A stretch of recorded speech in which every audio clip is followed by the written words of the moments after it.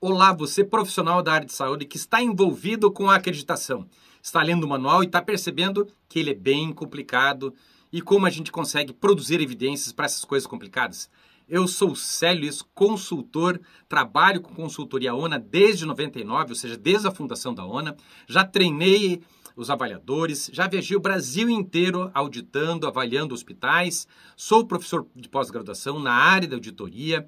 Tenho livros publicados nesse segmento de auditorias e qualidade na área de saúde e aqui eu reservo o meu tempo para te ajudar a interpretar esta grande complexidade que é o Manual da ONA. Mas fique tranquilo, eu vou te ajudar com toda a minha experiência, com a experiência de docência, com a minha experiência na área de saúde também. Eu atuei em vários cargos, até alta direção de hospital, e eu vou te passar justamente o que acontece no dia a dia, como que isso funciona, como é que você vai fugir dessa complicação do manual.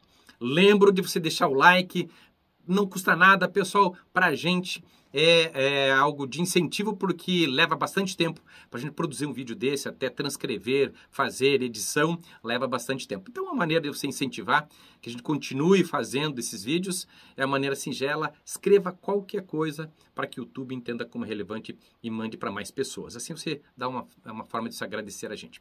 Lembro que nós temos o Tira Dúvida. Está aqui a descrição, embaixo do nosso vídeo, na descrição do vídeo você tem todos os links. O que é o Tira Dúvida? Tira Dúvida está com uma dúvida complicada, o auditor está numa auditoria, está complicado, você precisa resolver uma coisa de maneira rápida, você faz o pagamento do Tira Dúvidas, agenda o horário, está lá o horário disponível que eu posso te atender, você sozinho faz o pagamento, você sozinho escolhe o melhor horário para você, a agenda que eu vou te atender. Nós temos a mentoria individual ou coletiva. Qual que é a diferença da mentoria? A mentoria tem todo um cronograma de implantação, a gente ensina como é que implanta a ONA de maneira efetiva, que você não se arrependa e você consiga fazer isso dentro aí da mentoria, que pode ser individual, pode ser em grupo, você pode contratar individual, você pode contratar o seu hospital, sua clínica, o seu laboratório, pode contratar a gente, montar esse programa personalizado, funciona muito bacana. Nós também temos a nossa própria consultoria, nós fazemos a nossa consultoria do Iapoque ao Chuí, ou seja, do Rio Grande do Sul ao Amazonas, ao Acre. Nós viajamos o Brasil inteiro prestando consultorias, que pode ser, como eu falei, viajando presencialmente ou à distância, pessoal. Também fazemos diagnóstico, auditoria, que ajuda você com uma visão muito mais completa de quem exerceu diversos cargos. Aquela visão muito prática de quem enfrentou, que já esteve aí no seu lugar enfrentando a implantação. Eu já sentei do seu lado, eu fui o certificado, eu fui responsável pelo certificado 002 do Brasil, da ONA, e o primeiro do sul do estado, sul do Brasil, que foi também o primeiro laboratório de análises clínicas que foi certificado pela ONA e a segunda instituição certificada pela ONA, a gente conseguiu fazer isso. Então, a gente aqui tem bastante experiência para passar para vocês nesse aspecto. Lembro também, não menos importante, o nosso e-book. Está aqui a descrição, pessoal. Você compra o e-book, é baratinho, você conciliando as nossas aulas aqui com o e-book, você já consegue dirimir várias dúvidas. Então, não é muito caro, é simples, você faz o pagamento lá na Hotmart, você consegue fazer o pagamento, baixa o livro, baixa o e-book e você consegue entender mais desse processo. Ainda está disponível somente a subseção e fique atento aí se você está acompanhando os nossos vídeos, que logo, logo estaremos com as lives aí para poder ajudar você nesse processo, beleza? Então, logo após a vinheta, vamos continuar a interpretação deste manual. Vamos lá?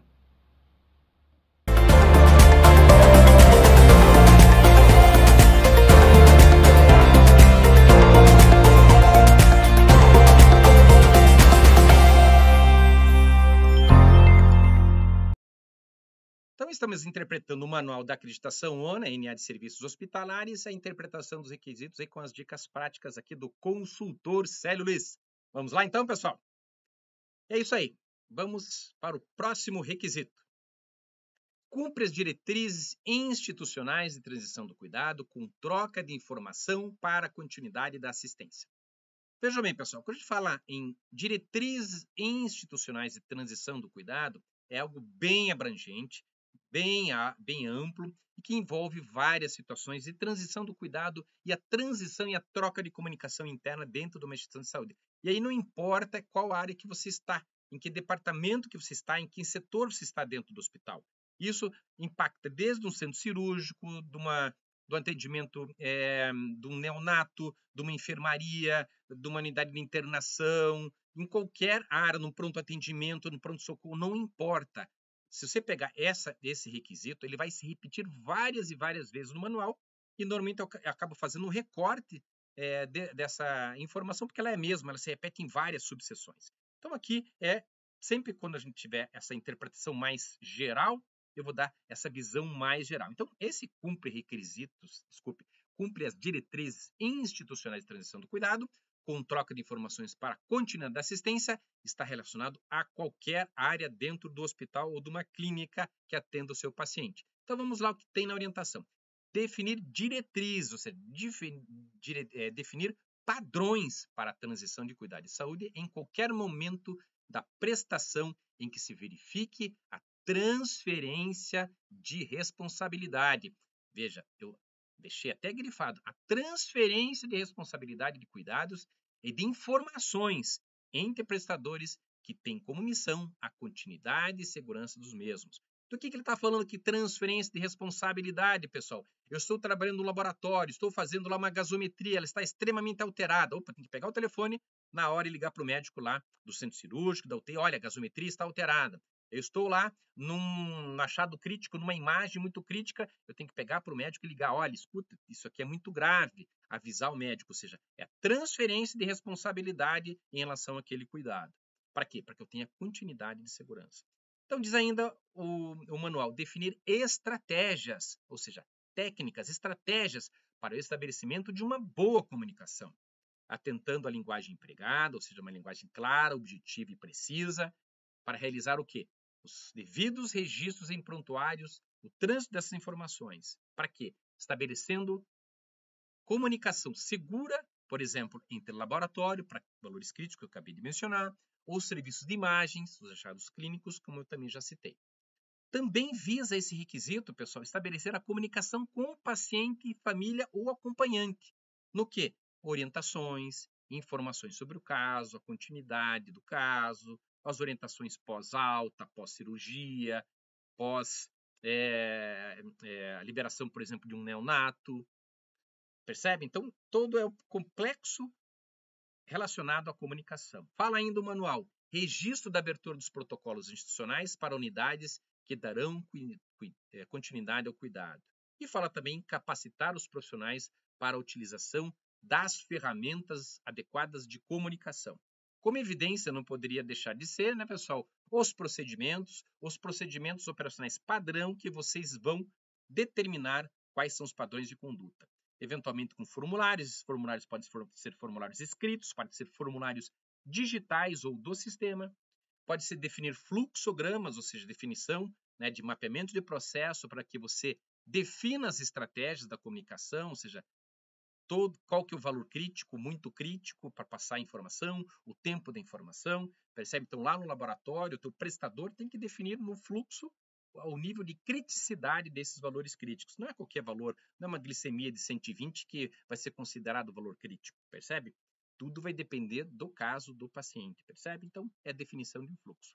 Lembrando que as evidências para auditorias nós vamos ter nesses aspectos, no prontuário, folders que você vai entregar lá para o paciente ou para o acompanhante, ou as mensagens do WhatsApp, que ultimamente a gente está utilizando mais, com grandes recursos nesse aspecto. Beleza, pessoal? Vamos ao próximo requisito? No requisito 18, que é o requisito core, ele fala o seguinte: identifica os sinais de deterioração clínica e cumpre o protocolo de atendimento desses pacientes. Ou seja, quais são os sinais clínicos da evolução desfavorável desse paciente. Então isso tem que estar bem parametrizado, isso vai variar de setor para setor, né? A deterioração clínica na UTI, ela vai ter um tipo de conduta, um tipo de postura, a deterioração clínica no centro cirúrgico vai ter outra, na unidade de internação vai ter outra. Então percebe, os sinais de deterioração clínica vão depender muito do perfil desse paciente, do perfil assistencial, do perfil epidemiológico e do paciente em si e da área que ele está dentro desse hospital. Então, quais são as regras? De que maneira eu vou monitorar isso? Então, de novo, através dos procedimentos, através do fluxo, o registro no prontuário, a evidência é um registro no prontuário, mas aqui não vamos se preocupar não só em cumprir a ONA, mas sim em prestar qualidade ao paciente.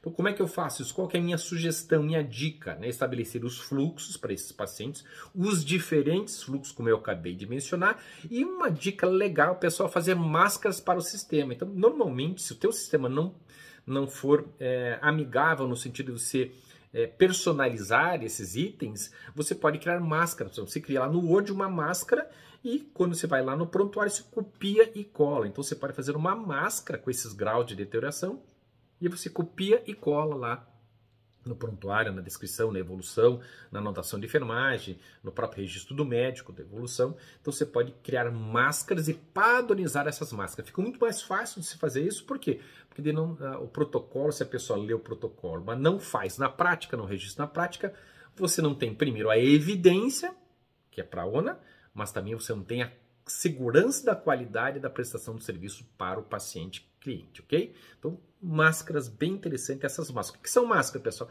Você faz as perguntas-chave que você deve fazer para o paciente, copia e cola e responde sim ou não, marca um checklist, um checkpoint ali, nesse sentido. Então, fica fácil. Espera um pouquinho. Como é que eu estou medindo a deterioração clínica? Você faz perguntas básicas, copia e cola. Todo mundo vai seguir o mesmo padrão, independente do profissional que estiver fazendo ali.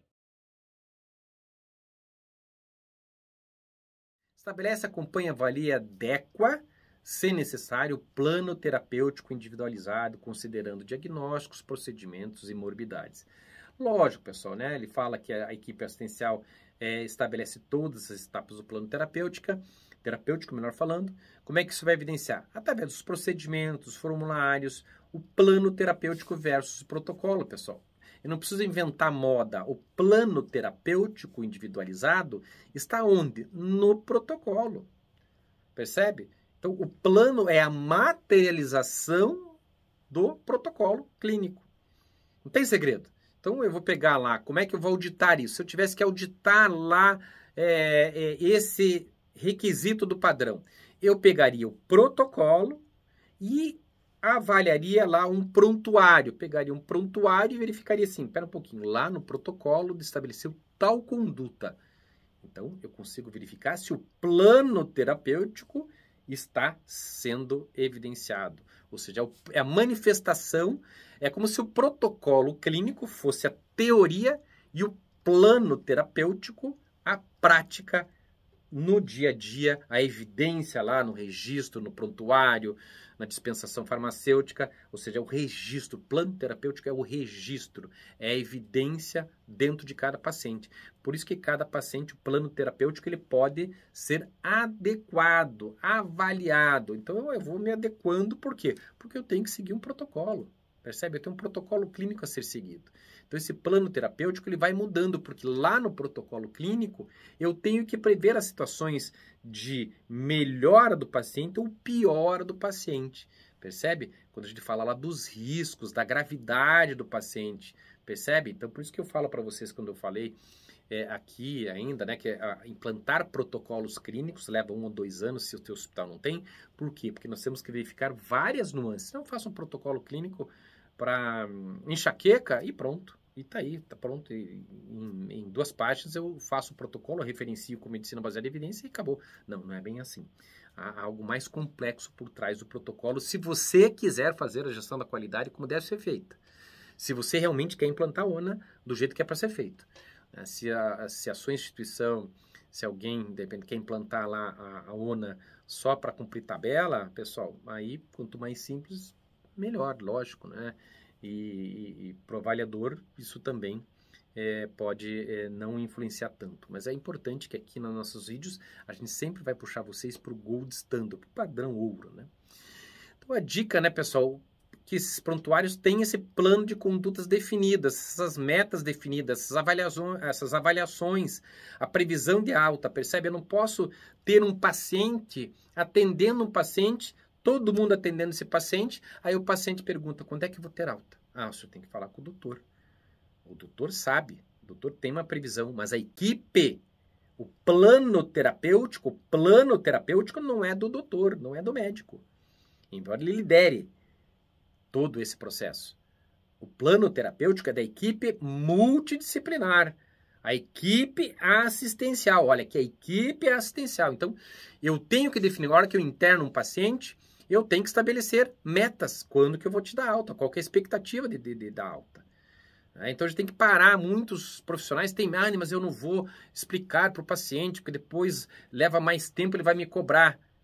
Pessoal, faz parte do processo. Quanto mais transparente, melhor. É assim que se preza, é assim que se necessita, é assim que se exige-se, né? Assim, melhor falando, é assim que a gente deve exigir de um bom profissional da área de saúde, ou seja, ter a qualidade que o paciente merece. Estabelece plano interdisciplinar da assistência com base no plano terapêutico definido, considerando o grau de complexidade e dependência. Pessoal, aqui nós estamos falando do plano interdisciplinar da assistência, algo um pouco mais complexo, um pouco mais elaborado. E, basicamente, o que é a orientação do manual? A equipe assistencial estabelece todas as etapas do plano de cuidado, né? O plano interdisciplinar de assistência. Como é que nós vamos evidenciar isso para o avaliador? Através dos procedimentos que regulamentam isso, que normatizam isso, se eventualmente você tiver algum formulário, algum fluxo que determina esse plano, mas basicamente é o plano interdisciplinar da assistência. Como é que é esse? Como é que funciona esse plano interdisciplinar da assistência? Eu nunca ouvi falar, basicamente, como é que você poderia traduzir? Então, basicamente, pessoal, você pode traduzir isso num procedimento regulamentando as seguintes fases. Por exemplo, que deve ser feito por uma equipe multidisciplinar, ou seja, com a participação de, por exemplo, médicos, enfermeiros, psicólogos, fisioterapeutas, nutricionistas, assistentes sociais, farmacêuticos, ou seja, você pode envolver várias pessoas nessa equipe multidisciplinar. Ela deve sempre primar pelo quê? Pela avaliação integral desse paciente, ou seja, o plano ele começa com uma avaliação muito abrangente desse paciente, porque às vezes ele vai ter necessidade de aspectos sociais, aspectos psicológicos, nutricionais, ou seja, uma avaliação multidisciplinar desse processo. Ela precisa estar toda dentro de um documento? Não, ela precisa estar organizada. Por quê? Porque nós temos objetivos comuns.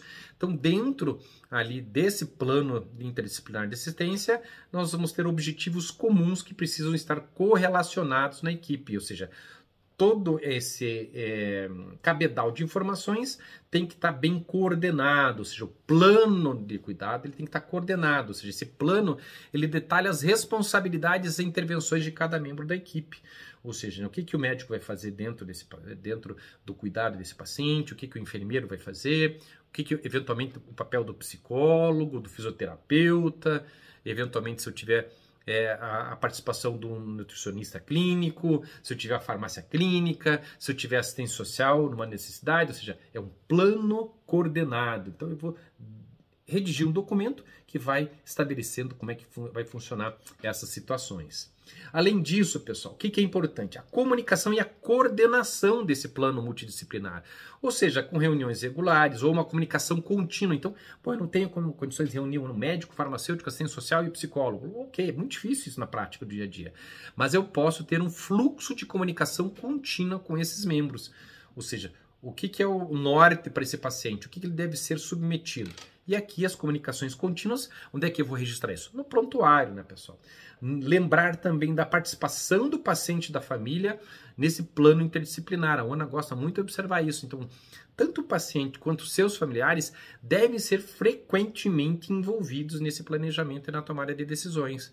Porque ele faz parte, né? O paciente ele é parte integrante, a parte importante ou a mais importante desse processo, quando nós estamos falando do plano interdisciplinar de assistência. E, finalmente, nesse plano é o monitoramento e avaliação, ou seja, de que maneira nós vamos avaliar a eficácia desse tratamento e, eventualmente, fazer algum ajuste necessário com base, né, na resposta e na evolução do paciente e suas condições. Então, o que é o plano interdisciplinar? Então, se você pegar cada título desse aqui, pessoal, que eu coloquei, ó, vocês podem pegar cada título desse e ir descrevendo os documentos e como isso funciona, como isso vai se materializar aonde, né? Como é que essas situações aqui vão se materializar? Vão se materializar lá no prontuário. Você pode criar uma máscara, você pode criar um roteiro, um fluxograma das atividades, onde tudo isso é determinado nesse plano interdisciplinar de assistência. Então, você pode criar um plano geral e aí você vai seccionando ele de acordo com a necessidade do paciente.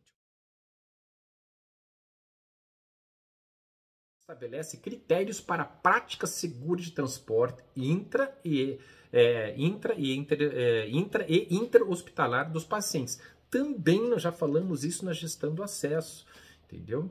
Nós vamos falar disso, dessas diretrizes, de novo, pessoal. Como é que você faz todo o procedimento? Você volta lá na gestão do acesso e rever alguns critérios. Então aqui de novo, através dos procedimentos, então tomar cuidado também. Eu chamo a atenção aqui nas evidências a disponibilidade de equipamentos, de viaturas, de insumos, ou seja, da ambulância, dos insumos para essa ambulância que vai fazer o transporte, dos equipamentos que vai fazer esse transporte, isso quando eu estou falando, né, interhospital. E intra-hospital, ou seja, o fluxo, a rota, por onde vai passar, quem vai levar, quem vai entregar, como que isso funciona, esse tipo de situação, para de repente, né, o pessoal, quem que busca, quem que leva, e tomar cuidado com os recibos e com os fluxos, né? Os recibos, quando a gente for fazer uma transferência interhospitais, é importante o recibo de entrega desse paciente nas condições que ele estava naquele momento sendo recebido. Cumpre diretrizes de transmissão de informação, de transição de cuidado, bem como as transferências internas e externas. Pessoal, repetitivo, nós já verificamos isso, eu vou deixar aqui para vocês, principalmente, né, em outras sessões. Mas basicamente o que ele coloca lá a ONA? Planeja e oferece o plano educacional para o paciente acompanhante para a continuidade do cuidado extra-hospitalar. Pessoal, aqui também nós podemos evidenciar isso. Como é que o ouvidor, você vai poder evidenciar isso para a auditoria, né? Nesse caso, para a auditoria, através dos seus procedimentos, os POPs, os formulários, os fluxos, o prontuário, opa, aqui está escrito errado, é prontuário, né? Não protuário, é o prontuário, as passagens de plantão em turno e transferência, pessoal. Então, tomar cuidado que essa é a transmissão de informações na transição de cuidado. Lembra que a gente detalhou bastante isso. Na descrição do vídeo, você pode ir embaixo, aqui na descrição do YouTube, nós temos lá os links, os hiperlinks para os podcasts que você vai poder acessar esses podcasts dessas subseções. Então tá lá, na subseção 2.1 internação, aqui na própria seção 2.1, no requisito 9 nós já falamos sobre isso, e na subseção 1.10, no caso da seção 1.10, a gestão da comunicação no requisito 6. É importante que vocês verifiquem esse requisito, pessoal. Então, basicamente, transmissão de informações entre os profissionais da área de saúde e o paciente e familiares ou acompanhantes. Registre e compartilha com os pacientes e clientes e ou acompanhantes as decisões relacionadas ao tratamento. Lembra, pessoal, que eu já comentei isso com vocês em outras subseções. Então é interessante, aqui muda um pouquinho o texto, mas basicamente é a mesma coisa que a gente está verificando nas subseções. Ou seja, a equipe assistencial registra e compartilha as decisões importantes relacionadas ao cuidado. Lógico, aqui nós temos um detalhe importante, aqui é um atendimento emergencial. Então nem sempre, numa situação de muita emergência, de muita urgência, você não vai ter tempo de fazer aquilo. Você vai ter que ir lá tratar desse paciente, principalmente se for um pronto-socorro, nós vamos ter um outro tipo de conduta nesse aspecto. Mas basicamente a ONA quer isso, que você compartilhe essas decisões numa situação de fluxo normal, numa situação normal, ou seja, você poder evidenciar isso e compartilhar com o paciente, lógico, aquelas decisões relacionadas ao seu tratamento. Como é que isso vai evidenciar isso? Através de procedimentos, eventualmente algum formulário, os fluxos desse tipo de situação. E a dica prática é registrar isso em prontuário. Conversei com fulano, conversei com Beltrano, coloca o nome, conversei com o senhor fulano de tal, pai da fulano de tal, mãe fulano de tal, filho, irmão, percebe? Escreve no prontuário esse tipo de situação. Eu sugiro sempre máscaras, né? Você faz uma máscara lá, um modelo de um formulário padrão no Word.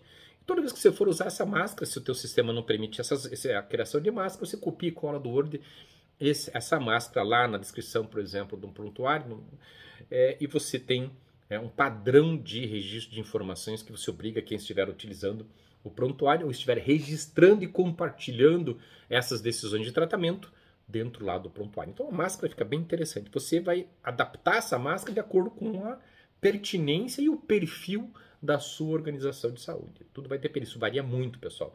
De um pronto-socorro para um hospital geral, de uma clínica de atendimento, de uma UPA. Então isso muda muito em relação ao tipo de serviço, ok?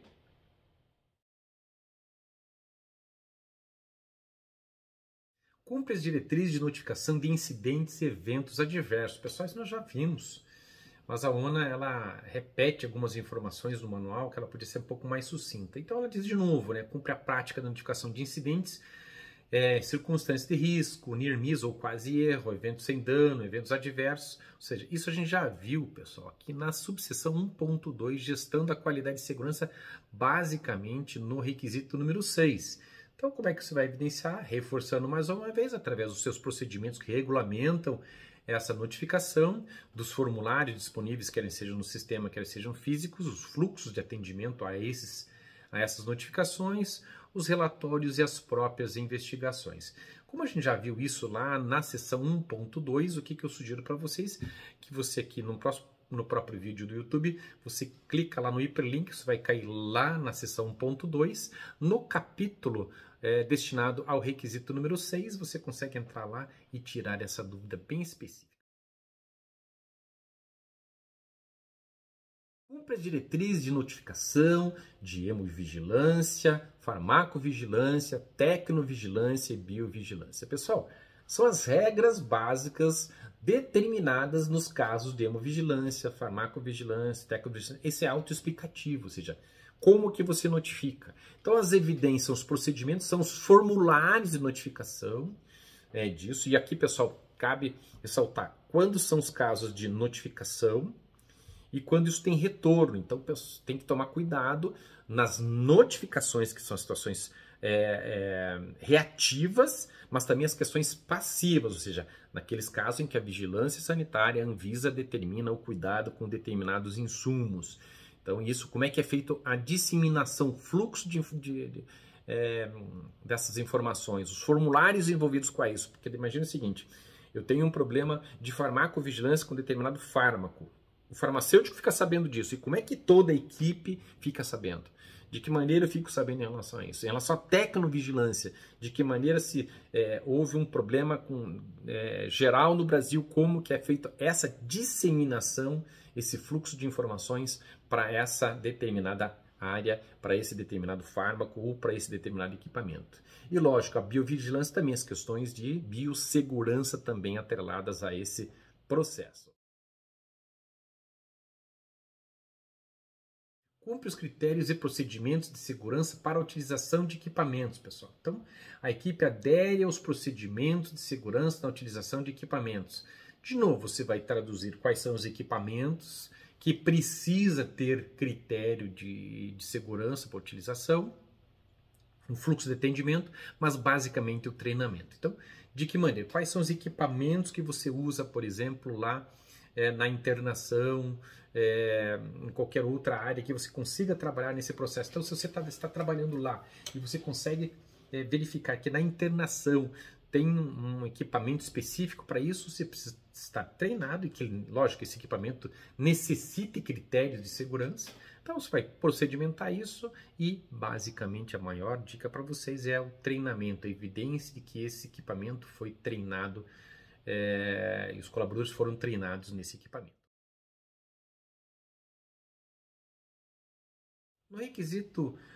No presente requisito, então ele fala de novo, cumpre os requisitos e procedimentos de segurança para a utilização de materiais críticos. Praticamente a mesma coisa. A ONA podia ter resumido, né, o requisito anterior com esse requisito. Fala do equipamento, também fala dos materiais críticos, pessoal. De novo, é a mesma coisa. É descrição de quais são esses materiais críticos, é a relação desses materiais críticos, quais são os procedimentos, quais são os fluxos de atendimento e, basicamente, o treinamento, pessoal. Então, este critério de requisito de segurança da utilização dos materiais críticos são os materiais críticos, então de alto custo, né, de controles, ou seja, você vai analisar quais são esses materiais dentro lá dessa unidade de internação e verificar o que é necessário procedimentar e o que é necessário treinar, pessoal. Simples assim. Cumpre o protocolo multidisciplinar para segurança na cadeia medicamentosa. Pessoal, lógico, a unidade de internação ela adere ao protocolo de segurança da cadeia medicamentosa. Lógico, não existe nenhuma área do hospital, da sua clínica, que não vá seguir o protocolo multidisciplinar. Isso é quase um pleonasmo, né? Ou seja, é evidente que todos têm que seguir o protocolo de segurança medicamentosa. de novo, qual é o protocolo, você vai traduzir qual que é o protocolo de segurança medicamentosa, quais são os formulários, principalmente os fluxos. Dentro disso, lógico, dentro dessa cadeia de segurança, né, ou da segurança na cadeia medicamentosa, o controle desses medicamentos, quer sejam de alta vigilância, quer sejam os medicamentos controlados, os aspectos de recebimento e armazenamento, o controle de estoque desses medicamentos, o carrinho de emergência, a amostra grátis e doações, ou seja, de que maneira que você cuida da segurança da cadeia medicamentosa em relação aos medicamentos. Tudo isso você vai procedimentar, ou seja, de que maneira é feito o controle, de que maneira é feita a dispensação, principalmente em relação aos de alta vigilância controlados, de que maneira é feito o recebimento, o armazenamento, o controle de estoque e o carrinho de emergência e principalmente em muitos hospitais o controle desses medicamentos de amostra grátis e doações. Lembro mais uma vez, não adianta eu ter procedimento se eu não treinar. E aqui bacana também, uma dica importante, você fazer auditorias. O pessoal da auditoria interna faz esse tipo de trabalho para evidenciar isso e prover evidências para uma eventual auditoria. Vamos para o próximo requisito? Dispõe de prontuário com registros multidisciplinares atualizados. A pegadinha aqui, pessoal, é atualizados, tá? Atualizados. Sobre a evolução do paciente-cliente, que promova a continuidade da assistência. Basicamente, uma repetição na orientação, e eu chamo a atenção que esse registro atualizado não pode ser aquela unidade de internação que passa seu turno inteiro fazendo na prancheta e daí no final do turno vai fazer atualizar o sistema lá, o software da unidade do hospital. Então percebe que esse prontuário tem que estar em tempo real, né? Tem que tomar muito cuidado, tem locais, tem áreas de saúde que a pessoa, não, depois eu vou lançar no sistema, deixa eu atender todo mundo e depois eu lanço.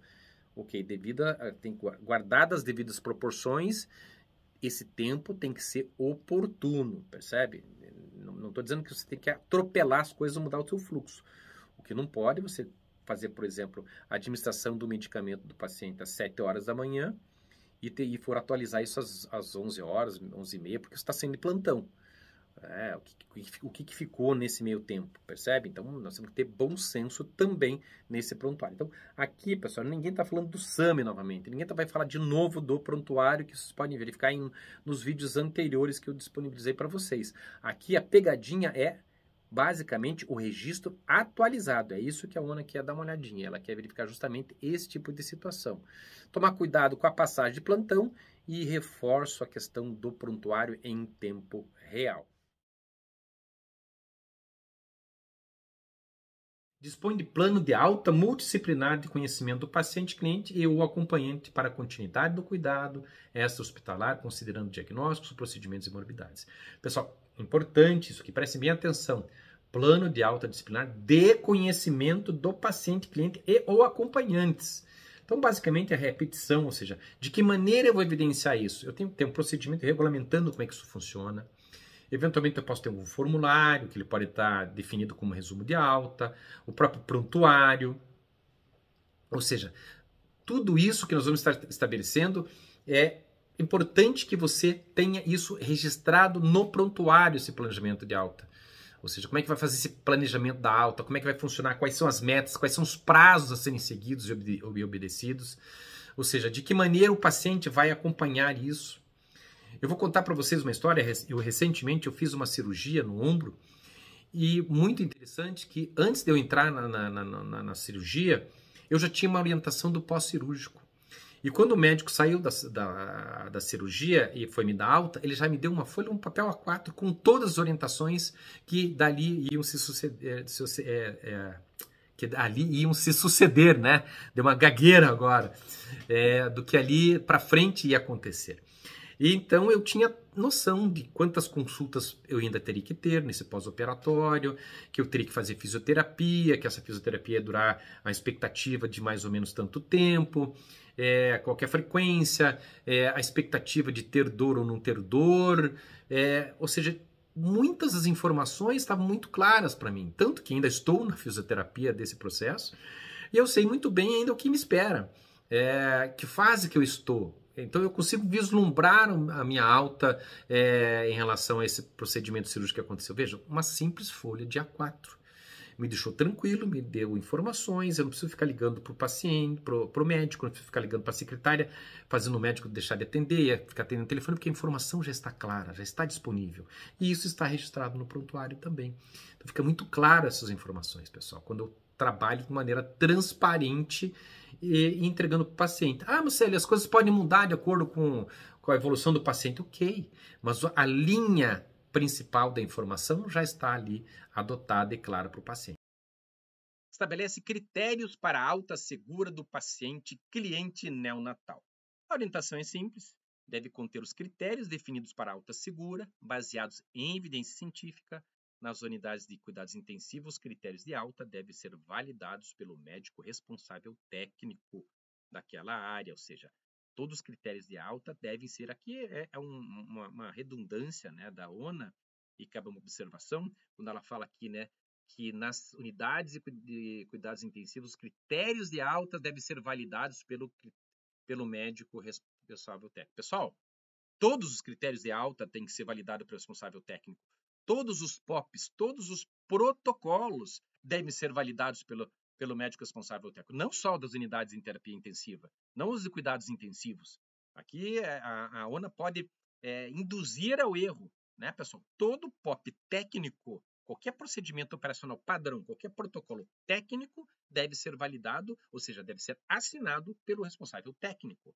Questões meramente administrativas, pode ser o diretor administrativo que pode assinar essa informação, mas POPs, protocolos, deve ser, independente da unidade que esteja, deve ser validado pelo responsável técnico, ou seja, ele vai assinar esse POP validando esses critérios de alta. As evidências, pessoal, como a gente sempre fala, os POPs, os formulários, os fluxos, o devido registro no prontuário do critério de alta, toma muito cuidado se é no critério de alta, lá no protocolo, estabelecer um critério, uma máscara, por exemplo, de informação, um rol de informações que devem estar batendo com o prontuário. Então, eu, como auditor, o que eu faço? Eu pego o procedimento, eu pego o protocolo, verifico os requisitos e verifico paciente por paciente, escolho alguns pacientes e verifico se está escrito tudo aquilo que determinou no protocolo. Célio, o médico pode escrever coisas a mais, situações a mais do que o protocolo? Pode, não tem problema. Mas, minimamente, ele tem que escrever o que foi padronizado pelo protocolo lá e validado pelo responsável técnico. Beleza, pessoal? E é isso aí, pessoal. Chegamos ao final de mais um grande bloco do atendimento neonatal. Ele é longo, se verificaram, se chegou até aqui, que ele tem vários cortes de outras subseções, porque elas se repetem.